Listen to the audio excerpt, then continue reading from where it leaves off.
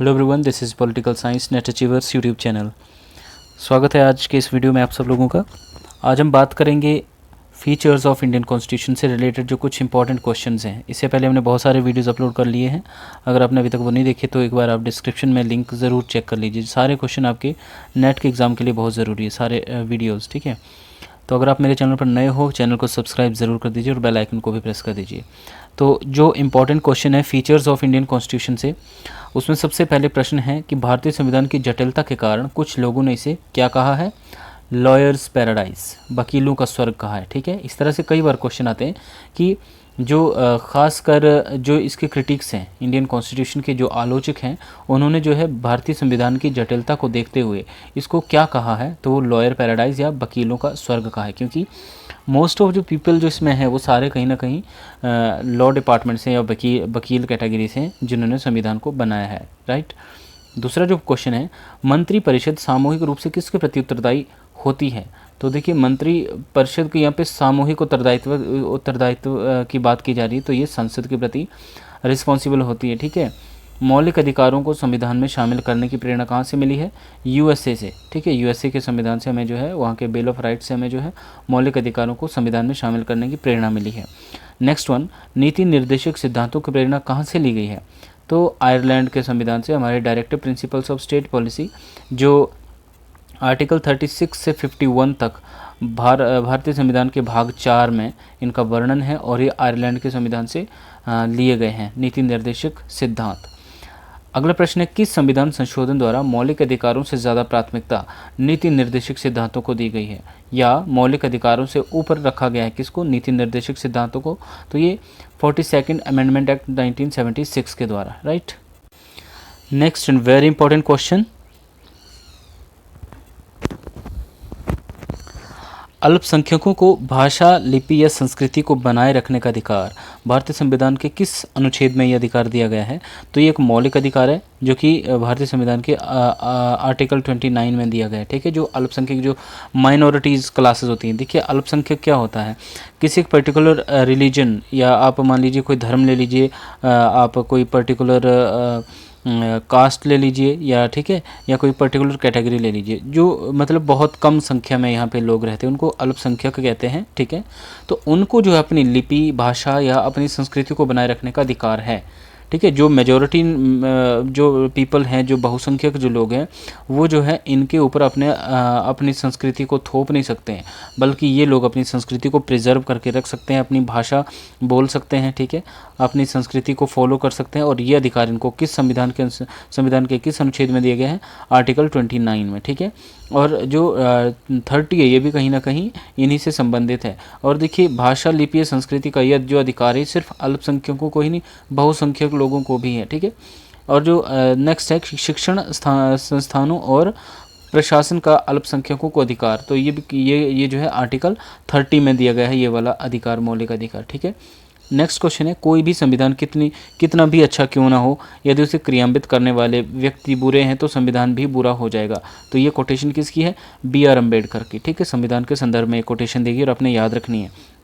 Next one है, किस मामले में उच्चतम न्यायालय का ये मत था कि भारतीय संविधान एक परिसंघात्मक संविधान है? तो ये MR बोम्मई बनाम जो भारत संघ 1994 का जो केस हुआ था, इसमें ये कहा गया है कि उच्चतम न्यायालय का जो मत था इसमें कि भारतीय संविधान क्या है? एक परिसंघात्मक संविधान है, ठीक है। तो ये बात जो है इस केस में कही गई है। अगला प्रश्न है, यद्यपि चाहे हमारे संविधान में ऐसे उपबंधों का समावेश है जो क्या करता है? केंद्रों को ऐसी शक्ति प्रदान कर देते हैं जिसमें प्रांतों की स्वतंत्रता समाप्त सी हो जाती है, फिर भी ये परिसंघात्मक संविधान है। तो ये भी BR अम्बेडकर ने कहा है। इनका यहाँ पे ये कहना है इनडायरेक्टली कि कहीं ना कहीं जो सेंट्रल गवर्नमेंट है या आपका जो केंद्र है, ठीक है, वो ज़्यादा पावरफुल है, ठीक है। बेशक यहाँ पे ऐसे उपबंध हैं जिसमें केंद्र को ऐसी शक्ति प्रदान की जाती है जिसमें प्रांतों की स्वतंत्रता समाप्त हो जाती है। मतलब ऐसी बहुत सारी पावर्स हैं केंद्र के पास जिसके द्वारा जो आपके स्टेट्स हैं, जो प्रांत है, उनकी स्वतंत्रता कम हो जाती है, समाप्त हो जाती है। फिर भी हमारे संविधान के द्वारा भारत को कैसा माना जाता है? परिसंघात्मक माना जाता है। तो ये भी BR अम्बेडकर ने ही कहा है। नेक्स्ट वन, भारतीय संविधान एक ऐसा संघ है जिसमें केंद्रीयकरण की सशक्त प्रवृत्ति है। ठीक है, तो ये आइवर जेनिंग्स ने ये कोटेशन दी है। तो देखिए कोटेशन आपको इस तरह की सारी याद रखनी पड़ेंगी संविधान से संबंधित जितने भी हैं। ठीक है, और भारतीय संविधान को अर्धसंघीय या क्वासी फेडरल किसने कहा है? तो क्वासी से आपने याद रखना क्वासी केसी। ठीक है, केसी वियर ने जो है इसको अर्धसंघीय कहा है, क्वासी फेडरल कहा है। ठीक है, और नेक्स्ट वन दैट संविधान ना तो शुद्ध रूप से परिसंघीय है, ना ही शुद्ध रूप से ये एकात्मक है, बल्कि ये दोनों का संयोजन है। मतलब ये परिसंघीय भी है और एकात्मक भी है। तो ऐसी कोटेशन किसने दी है? ये दुर्गादास बासु ने दी है या डी बासु ने ये कोटेशन दी है। ठीक है, ये आपने इस तरह से याद रखना है। नेक्स्ट इंपॉर्टेंट क्वेश्चन है, नेक्स्ट क्वेश्चन है राजमन्नार समिति। देखिए 1969 पे थी और ये सेंट्रल स्टेट रिलेशन से रिलेटेड है। ठीक है, राजमन्नार समिति 1969 इसने इसकी रिपोर्ट जो थी वो 1971 में आई थी। तो एक ये समिति हो गई और एक जो सरकारी आयोग 1984 का जो था। ठीक है, तो इन्होंने जो भारतीय संविधान को कैसा बताया है? इन्होंने परिसंघीय बताया है। ठीक है, नेक्स्ट वन, भारतीय संविधान के निर्माण के समय संविधान सभा द्वारा लगभग कितने देशों के संविधानों का वर्णन किया गया है? तो लगभग 60 देशों के संविधानों का वर्णन किया गया है। नेक्स्ट क्वेश्चन, भारतीय संविधान पर सबसे अधिक प्रभाव किसका है? तो गवर्नमेंट ऑफ इंडिया एक्ट 1935 का सबसे ज़्यादा प्रभाव देखने को मिलता है भारतीय संविधान के ऊपर। Next question, government of India 1935 से लगभग कितने प्रावधान संविधान में लिए गए हैं? ठीक है, तो ये लगभग 250 के आसपास प्रावधान जो लिए गए हैं। भारतीय संविधान को आलोचकों द्वारा क्या उपमा दी जाती है? उधार का थैला। ठीक है, आलोचकों के द्वारा जो है इसको उधार का थैला भी कहा जाता है। Right, next one, in which case supreme court ruled that constituent power of the parliament under 368 does not enable to alter the basic structure of the constitution. किस केस में ये कहा गया था सुप्रीम कोर्ट के द्वारा कि जो सुप्रीम आपका जो पार्लियामेंट है, ठीक है, ये अंडर 368 आर्टिकल के अंतर्गत जो है कहीं ना कहीं हमारे संविधान का जो अमेंडमेंट जो किया जाता है तो उसके द्वारा जो है इसके बेसिक स्ट्रक्चर को जो है अल्टर नहीं कर सकता। ठीक है, तो ये केशवानंद भारती केस 1973 में ये कहा गया था कि ठीक है आपकी जो प्रियम्बल है, ठीक है, उसमें भी अमेंडमेंट किया जा सकता है लेकिन जो बेसिक स्ट्रक्चर है उसमें चेंज नहीं किया जा सकता। ठीक है, now which amendment act is known as the mini constitution. ये बड़ा इंपॉर्टेंट क्वेश्चन है। जो आपका 42nd अमेंडमेंट एक्ट 1976 था, इसमें बहुत सारे मेजर चेंजेस किए गए हैं संविधान में। ठीक है, तो इसको जो है मिनी कॉन्स्टिट्यूशन भी कहा जाता है। क्वासी फेडरल, देखिए ये कुछ एक इंपॉर्टेंट चीज़ है कि किसने क्या उपमा दी है। क्वासी फेडरल, भारतीय संघवाद को जो क्वासी फेडरल या अर्धसंघीय या federalism in form but unitary in spirit, मतलब फॉर्म में कैसा है? फेडरल है, लेकिन स्पिरिट में कैसा? ये यूनिटरी है। ठीक है, तो ये केसी वियरे ने ये कहा है। ठीक है, और बारगेनिंग फेडरलिज्म जो सौदेबाजी का जो संघवाद है, ये मॉरिस जोन्स ने इसको जो है उपमा दी है। और कोऑपरेटिव फेडरलिज्म, इसको ग्रैनविल ऑस्टिन ने कहा है कोऑपरेटिव फेडरलिज्म इंडियन फेडरलिज्म को। ठीक है, और फेडरेशन विद सेंट्रलाइजिंग टेंडेंसी, ये आइवर जेनिंग्स ने कहा है। ठीक है, तो ये आपको मैच करने के लिए कई बार पूछा जाता है कि किसने क्या कोटेशन दी है, क्या कहा है भारतीय संघ को। ठीक है, नेक्स्ट है, next question, what is the basic difference of Indian and British parliament में जो आपका जो बेसिक सा डिफरेंस है वो क्या है? क्योंकि देखिए हमने पार्लियामेंट्री सिस्टम कहाँ से लिया है? ब्रिटेन से लिया, फिर भी इसमें थोड़ा सा फ़र्क है। In India Indian parliament is not a sovereign body like the British parliament, मतलब ये जो उतनी संप्रभु बॉडी नहीं है जितने कि ब्रिटिश की जो पार्लियामेंट है। And Indian state has a elected head, India में क्या होता है? एक इलेक्टेड हेड होता है जिसको हम राष्ट्रपति कहते हैं और इसको इस सिस्टम को हम रिपब्लिक कहते हैं। Whereas the British state has hereditary head nominal. Britain में क्या होता है कि एक आपका जो हेरिडिटरी है, ठीक है, मतलब वहाँ पे आपकी राजशाही है या एक टाइम पे अगर एक परमानेंट राजा बन गया तो वो हमेशा के लिए राजा रहेगा। लेकिन यहाँ पे जो वहाँ का हेड है नॉमिनल हेड है, लेकिन जो यहाँ का नॉमिनल हेड है वो आपका राष्ट्रपति है जिसको एक पर्टिकुलर टाइम पीरियड के बाद दोबारा से इलेक्ट किया जाता है। ठीक है, इलेक्शन के द्वारा। तो ये फ़र्क है यहाँ और वहाँ के पार्लियामेंट्री सिस्टम में। Next one, that which article can not be amended during emergency. Emergency जब लगती है, राष्ट्र में आपातकाल जब लगता है, तो कौन से आर्टिकल हैं जिनको अमेंडेड नहीं किया जा सकता? तो आर्टिकल 20 और 21 इनको जो है अमेंड नहीं किया जा सकता या इनको जो है वंचित, इन आर्टिकल से वंचित नहीं रखा जा सकता, आर्टिकल 20 और 21। और मुझे कमेंट करके बताइए कि क्या है आर्टिकल 20 और 21 क्या है। ठीक है, मौलिक अधिकारों से संबंधित है ये। Now fundamental rights means for the promotion of political democracy, जो आपका मौलिक अधिकार है, किस चीज़ को प्रमोट करते हैं, आपके राजनीतिक लोकतंत्र को या पॉलिटिकल डेमोक्रेसी को प्रमोट करते हैं। Directive principles of state policy mean for the promoting of the idea of social and economic democracy, ठीक है। जो आपके DPSP हैं, ये किस किस चीज़ को प्रमोट करते हैं, social and economic democracy. They seeks to establish a welfare state, right. Now by which amendment act fundamental duties were added, मौलिक अधिकारों को किस अमेंडमेंट एक्ट के द्वारा ऐड किया गया था, तो 42nd amendment act 1970। Next question, which committee recommend for the fundamental duties, कौन सी कमेटी ने जो है मौलिक कर्तव्यों को जो है रिकमेंड किया था, तो ये स्वर्ण सिंह कमेटी थी, ठीक है, स्वर्ण सिंह कमेटी बनी थी। And which amendment added one more 11th duty in the fundamental duties, ठीक है। जब शुरुआत में जब मौलिक कर्तव्य की बात की गई तो ये कितने थे, सारे 10 थे, ठीक है, लेकिन एक 11वां मौलिक कर्तव्य भी जोड़ा गया है। वो कब जोड़ा गया था, वो 86th कॉन्स्टिट्यूशनल अमेंडमेंट एक्ट के द्वारा जो है 2002 में, ठीक है, 11वीं आपकी जो मौलिक कर्तव्य है आपका जोड़ा गया था। और मुझे कमेंट करके बताओ कि कौन सा आपका जो 11th जो मौलिक कर्तव्य था वो था जोड़ा गया था 2002 में 86th कॉन्स्टिट्यूशनल अमेंडमेंट एक्ट के द्वारा, कौन सा था, ठीक है। Now which article and part specify the fundamental duties, तो देखिए किस चीज़ में, जो किस आर्टिकल में और किस पार्ट में जो फंडामेंटल ड्यूटीज़ की बात की गई है, तो देखिए part 4A and article 51A, ठीक है। इसमें जो है मौलिक कर्तव्यों की बात की गई है। जब मौलिक कर्तव्य जोड़े गए थे तो संविधान का पार्ट 4 क्या है, directive principles of state policy से रिलेटेड है, तो उसी में जो है पार्ट 4A जोड़ा गया। और आर्टिकल 36 से 51 तक जो आपके DPSP है तो 51 एक A जोड़ा गया, जिसके द्वारा जो है मौलिक कर्तव्यों की बात की गई है, ठीक है। नेक्स्ट हम देखते हैं, नेक्स्ट जो क्वेश्चन है that directive principles and fundamental duties are non justifiable, ठीक है, क्या ये सही है या गलत है, तो ये बिल्कुल राइट है, ठीक है। जो आपके मौलिक कर्तव्य हैं और आपके जो नीति निर्देशक सिद्धांत है, ठीक है, ये नॉन जस्टिशिएबल है, ठीक है। टर्म सेकुलर, सोशलिस्ट, इंटीग्रिटी, ये 3 जो टर्म है ये किस संविधान के मतलब संविधान का किस संशोधन के द्वारा जो ऐड की गई है प्रीएम्बल में, 42nd अमेंडमेंट एक्ट 1976 के द्वारा जो है 3 टर्में यूज़ की गई हैं, सेकुलर, सोशलिस्ट और integrity. In which article the state shall endeavour to secure for all the citizen a universal civil code, जो यूनिवर्सल सिविल कोड है ये आर्टिकल 44 के तहत है, ठीक है। इसका मतलब ये है कि सबके लिए जो है इक्वल लॉ बनेंगे, ठीक है, हिंदू है चाहे मुसलमान है, किसी भी रिलीजन का होगा, सबके लिए लॉ जो है इक्वल बनेगा। 1909, 1919 और 1935 के जो एक्ट हैं, ठीक है, आपके जो काउंसिल एक्ट है 1909 का और गवर्नमेंट ऑफ इंडिया एक्ट 1919 और 1935, ये क्या प्रोवाइड करते हैं, कम्युनल रिप्रेजेंटेशन, मतलब कम्युनल बेस पर जो है लोगों को जो है प्रतिनिधित्व दिया गया है इन ये जो एक्ट हुए इनके द्वारा, ठीक है। Now when the voting age reduced from 21 to 18, तो ये पहले भी हमने डिस्कस किया है।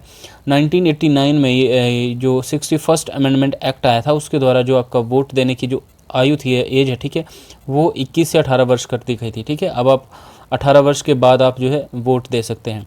USA gave franchise to women, USA में औरतों को जो है मताधिकार कब दिया गया, 1920 में। ये भी कई बार मैच करने के लिए आ जाता है कि किस देश में जो है महिलाओं को वोट का अधिकार कब दिया गया, तो USA में जो 1920 में है, ब्रिटेन में 1928 में दिया गया, USSR जो कि रशिया है, ठीक है, वहाँ पे 1936 में, और फ्रांस में जो है फ्रेंचाइज जो है ये 1945 में, और इटली में 1948 में, और स्विट्ज़रलैंड में जो है 1971 में एडल्ट फ्रेंचाइज दी गई, ठीक है, महिलाओं को, ठीक है। नेक्स्ट क्वेश्चन है when election ensure by election commission, ठीक है, तो sorry home election ensure by election commission, election commission के द्वारा जो है किसके इलेक्शन करवाए जाते हैं, तो election commission ensure free and fair election to the parliament, the state legislature, the office of president of India and the office of president vice president of India, ठीक है, मतलब parliament including Lok Sabha and Rajya Sabha, ठीक है। उसके बाद state legislature आपका जो विधान सभा है, ठीक है, और अगर कहीं पे विधान परिषद, खैर विधान परिषद का तो नहीं होता, तो ठीक है, और the office of the president of election, ठीक है, जो प्रेसिडेंट का जो मतलब ऑफिस है, ठीक है, प्रेसिडेंट और वाइस प्रेसिडेंट, इनके इलेक्शन में किसके द्वारा किए जाते हैं, इलेक्शन कमीशन के द्वारा जो है फ्री एंड फेयर इलेक्शन किए जाते हैं, ठीक है। Now what is the function of the controller and auditor general of India, तो कैग, सबसे पहले आप मुझे आर्टिकल बताइए कि किस आर्टिकल में जो है कैग का बंदोबस्त किया गया है, ठीक है, कमेंट करके बताइए।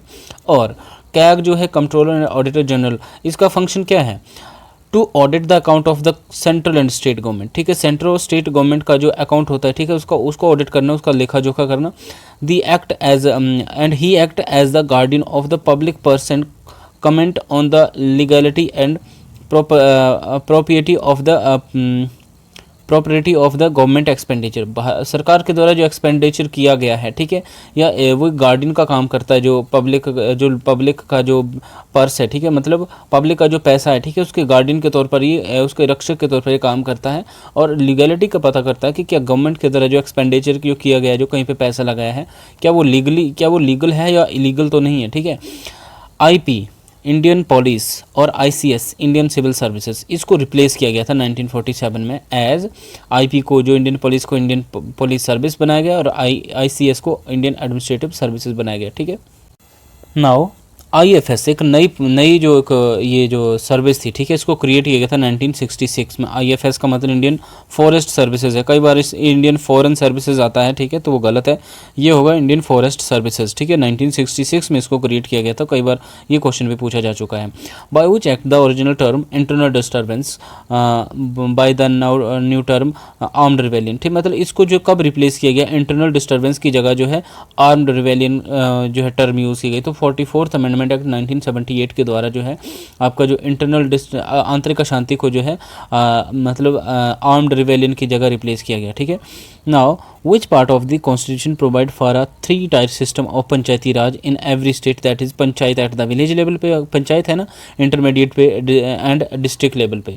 तो पार्ट 9 जो संविधान का जो भाग 9 है, किससे संबंधित है, 3 टायर सिस्टम ऑफ पंचायती राज से संबंधित है, जिसमें एक तो पंचायत जो गांव के स्तर पर है वो पंचायत, और इंटरमीडिएट स्तर पर और आपके डिस्ट्रिक्ट लेवल पर, ठीक है।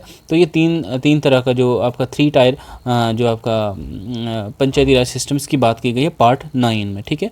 नाउ पार्ट कौन सा part, which provide for the 3 type of municipality. अब देखिए ऊपर पंचायतों की बात की गई, यहाँ पे नगर पालिकाओं की बात की जाएगी, ठीक है। 3 type of municipality in every state, that is सबसे पहले Nagar Panchayat for transitional area, municipal council for smaller urban area and municipal corporation for larger urban area, ठीक है।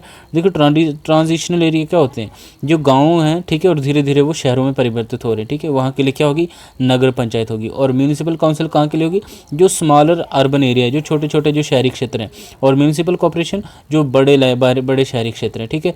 तो इनका जो बंदोबस्त है या इनकी जो बात है वो कहाँ पर की गई है, पार्ट 9A में बात की गई है, ठीक है। नेक्स्ट क्वेश्चन है which act gave the constitutional recognition to the Panchayati Raj, जो आपका लोकल रूरल गवर्नमेंट है, ठीक है, किस एक्ट के द्वारा जो इसको कॉन्स्टिट्यूशनल रिकॉग्निशन दी गई है, संवैधानिक मान्यता दी गई है, by adding new part 9 and schedule 11 to the constitution. तो 73rd अमेंडमेंट एक्ट जो 1992 का हुआ था, इसमें क्या हुआ था, पार्ट 9 ऐड किया गया था और शेड्यूल 11, ठीक है, जो 11वीं अनुसूची है, इसको भी ऐड किया गया था, और पार्ट 9 ऐड किया गया था, और इसके द्वारा जो है संवैधानिक मान्यता दी गई है आपके लोकल रूरल गवर्नमेंट को, लोकल सेल्फ गवर्नमेंट जो आपकी पंचायती राज सिस्टम है, ठीक है। Next one, which act gave constitutional recognition to the municipalities, ठीक है, municipality means urban local government by adding a new part 9A and new schedule 12 by the constitution. तो 74th amendment act है, ठीक है, ये 1992 का, ये साथ में ही है, और इम्प्लीमेंट कब हुई है, 1993 में। तो इसके द्वारा क्या हुआ, शेड्यूल 12 जोड़ी गई है और आपका पार्ट 9A जोड़ा गया है, ठीक है। Next question, which amendment act give constitutional status and protection to cooperative societies, ये बहुत इंपॉर्टेंट क्वेश्चन है। जो 97th अमेंडमेंट एक्ट हुआ है आपका 2011 में, इसके द्वारा जो आपकी जो सहकारी समितियाँ, कोऑपरेटिव समिति जो आपकी सोसाइटी है, उसको जो है कॉन्स्टिट्यूशनल स्टेटस दिया गया है 97th अमेंडमेंट एक्ट 2011 के द्वारा, ठीक है। नेक्स्ट क्वेश्चन है, which act made the right to form cooperative societies as fundamental right. तो आर्टिकल 19 जो आपका जो 97th जो अमेंडमेंट एक्ट 2011 हुआ है, ठीक है, और यहाँ पे बात की जा रही है विच एक्ट, ठीक है। तो ये जो एक्ट हुआ है इसके द्वारा क्या हुआ है, एक आपको राइट दिया गया है कि आप जो फंडामेंट आपका ये मौलिक अधिकार है आपका, कि आप जो कोऑपरेटिव सोसाइटीज़ जो है फॉर्म कर सकते हो, ठीक है। Now which act include a new DPSP, मतलब directive principles of state policy on promoting of cooperative societies under article 43B। ठीक है, तो ये देखिए 97th अमेंडमेंट एक्ट 2011 ही है ये भी, और आर्टिकल 43B के तहत ये एक मौलिक एक नीति निर्देशक सिद्धांत भी है। ठीक है, कि आप जो कोऑपरेटिव सोसाइटीज़ को प्रमोट कर सकते हैं। ठीक है, now which amendment act added part 9B, ठीक है, in the constitution which is entitle at the cooperative societies article, ये आर्टिकल 243 ZH2 243 ZT तक। तो ये भी 97th अमेंडमेंट एक्ट 2011 के द्वारा क्या किया गया है, पार्ट 9B जोड़ा गया। 9A आपका म्यूनिसिपैलिटी से संबंधित है, पार्ट 9 आपका पंचायतों से संबंधित है, और पार्ट 9B आपका ये कोऑपरेटिव सोसाइटी से संबंधित है। ठीक है, आर्टिकल कौन से इसमें आते हैं, 243 ZH से लेके 243 ZT तक।